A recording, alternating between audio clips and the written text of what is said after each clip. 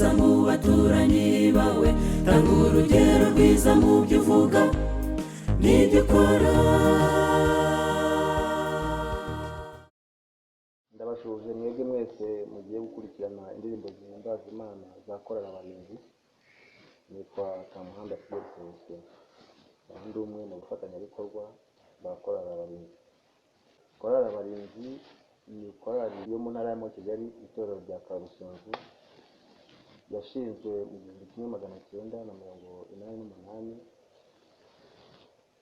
ikaba yaragiye ikora umurimo ahantu henshi hatandukanye mu gihugu ndetse no hanze yacyo.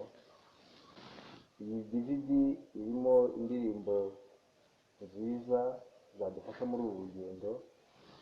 Harimo Yesu afite ubushobozi, ari nayo yitirirwa iyi DVD.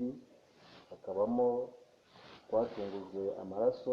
Ndabararikira rero gukurikirana iyi DVD volume yabo ya kabiri yitwa Yesu afite ubushobozi.